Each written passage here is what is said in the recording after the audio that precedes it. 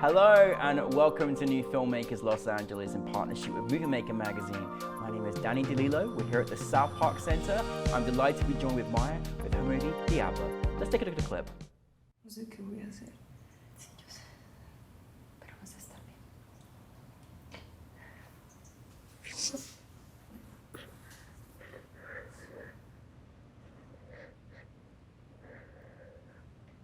Cállate. Escúchame. Vas a estar bien.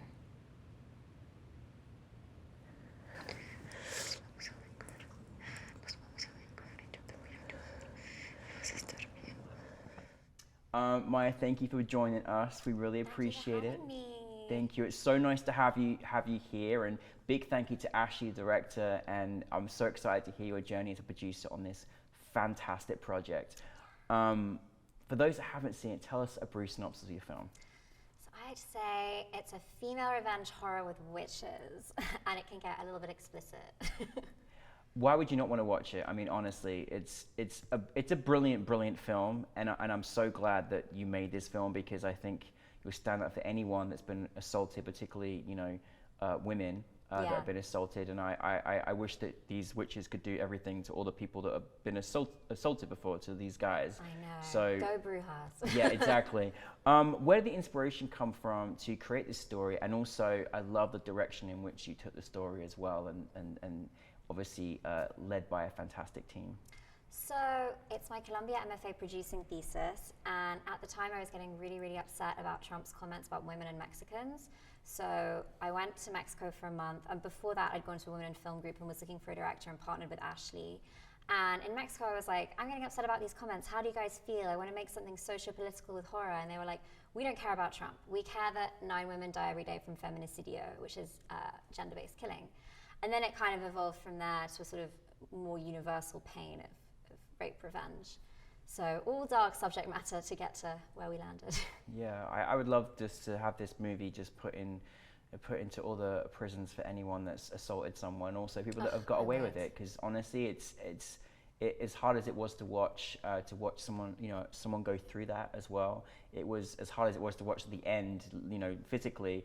It was everything it should be done, to be honest. Yeah, and I had people around me wincing, which is exactly what we wanted. Exactly. I was like, yes. Exactly. I just want to say, what a brilliant cast. Like, honestly, like, all of them were just, it had me enthralled with their talents and the way they work together. Tell us about how you put your cast together. We were really lucky because my co-producer Diana had worked with Ruth Ramos, who actually was in a movie called El Región Salvaje, The Untamed, that premiered Venice. So she got her as a personal connection, and the others, local production company called Enfant Poulet, they just did an open call casting, which I've never done. Normally I use like Breakdown Express and all that sort of stuff. But no, they like just posted like flyers around and onto groups, and we got the rest. So we were really lucky. Wow. And how did you come across, I mean, obviously this is your, this is part of your producing program, which is amazing. How did you come together to work with Ashley? So I went to my friend's group. I think it's changed its name now, but it was called like Women in Film New York, or Women Filmmakers New York, not like WIF here. And it was new, so there was a circle of about 30 of us, maybe 35, eating pizza and introducing ourselves. And I was like, I'm looking for a women director for this project. It didn't really have a story. It just had me being incensed about these comments and going to Mexico. And I was like, it's going to be horror. It's going to be female revenge. And Ashley was like, hey, that sounds really cool. I'm interested in being involved. And we kind of went from there. Oh, amazing. Now, when you're making a project, and again, obviously you producing is a lot that has to come to do with it as well. But just going into the context of the actual film and the emotion behind it and what you went through, did you kind of know with Ashley like how you wanted to sort of not literally attack, but these scenes, how to address these scenes? Do you mean like the rape scene? Yeah, I mean, because it's not easy to do, and just the whole context of it, because these are really important subjects as well. So we had a closed set at that point, which I think is how a lot of people handle like nudity or anything kind of sensitive. I actually wasn't present at that moment because it was closed set, so I didn't see what she did, but I know, like, as someone who's been a victim of assault, like, she was handling it very delicately. Like, we had like Diana was in there who knows Ruth very well, and like Cesar, who was the actor who played I forget his name, name, but the guy, like they had a chat before, and it was all just trying to be done as respectful as possibly. And Ruth is such a pro, and had obviously done this like Venice winning movie before, so she handled it very well. We gave her space to kind of like breathe and have water, because it is a very emotional moment. Absolutely. And I think it's very important for the filmmakers out there to sort of know the process of how that's done. I mean, I'm a victim of several assaults as well, and it's a horrible thing to go through. And so I think it's so important that you address that very carefully and delicately, but very important subjects to put out there as well. I think that this is such, you know, the way you say about it come from that kind of idiot and power that we had, you know, and the comments that he was making was so disgusting. But like, this is also universal in the sense that this is happening everywhere, and there's people like this. Was you aside from taking it to that specific moment of how you were feeling, you wanted to make it this universal, and because it's happening all over the world, isn't it? Yeah, well, that was it. It went from a kind of macro thing, wanted it to be very Mexican story, culturally Mexican, but then obviously Ashley's not from Mexico, to about universal story of rape revenge that everyone can kind of relate to. Like, we didn't set out with that idea in mind, but it just kind of evolved organically through conversations we had with other women and victims of abuse. So it was I mean, horrible but great process, very cathartic, I think, for a lot of the team. Absolutely. And did you know, like, you're going to bring in the witchcraft? I mean, I love that part of it. I thought that was just genius. I thought it was really, really, really well done, well led, and it was quite gratifying to see what they did, to be honest. I know. Well, we didn't know exactly how we were going to do it, but I'd gone to a market called, oh my God, why am I blanking on its name? It's a huge witch market in Mexico City that's very beautiful. It's at the beginning of the film, and it's very powerful. We really wanted to shoot the ring. We got like I don't know, 10, 15 minute permit. They were very like not wanting us to be in there. And then when we saw that, they were like, we have to work this into the film. And then there was a whole like ritual with an egg, which is traditional Mexican cleansing ritual, that got cut from the script because the script was very, very long in the beginning. Just to kind of more shadowy witch figures, like you see them but you don't really see them. They're not traditional brujas, they're like a variety of ages, they're just powerful women. But it all came originally from just seeing this incredible market in Mexico. Wow, so you got to actually have the live footage from that market. I didn't realize that as well. That's really fantastic. And you know, kind of looking back on the project as well, producing is by no means an easy job. Oh no. Right?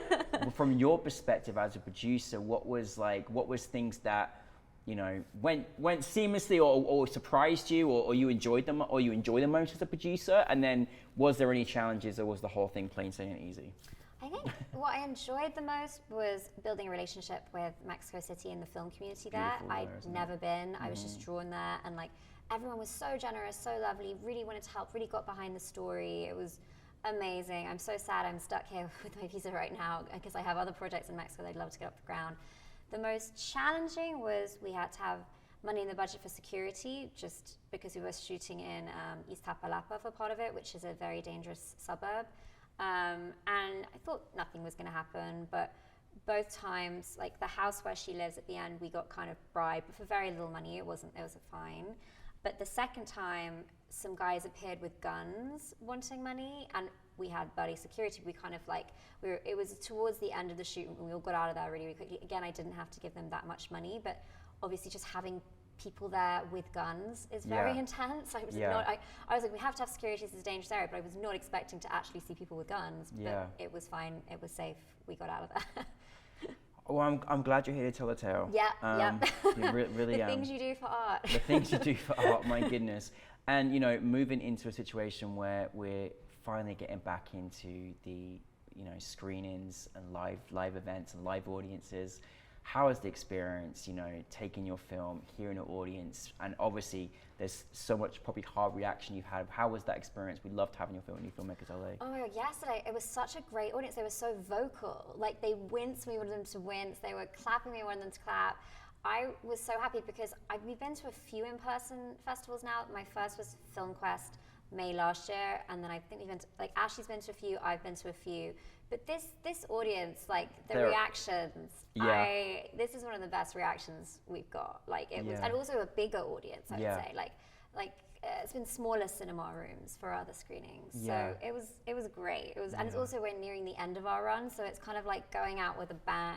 Yes, I love that. I Yeah. love that. And so I love that to hear. Obviously, there's going to be more projects. I love that you fell in love with Mexico City, because it's a really, I love that city yeah. and the people there as well. But what is next for you on the horizon? What's the next plans for you? Two things, a bit too close to each other. One is a short film I signed on to before pandemic, which is shooting third week of May, and it's called The Blue Hour, and it's a AFI WW supported short as well as a WIF, and I know you guys work with WIF, so yeah, we got both those grants. That's great, congratulations. We're going ahead, very excited. It's another kind of femme forward tale about a photographer who goes to visit a woman who's had a stillbirth, but there is things certain hospitals do where you can have a picture of the child, and she's that photographer. So it's very powerfully written, and it's one of my peers from my MFA at Columbia, a writer-director, Jess Shields. Really excited about that, because that we were going to do in December.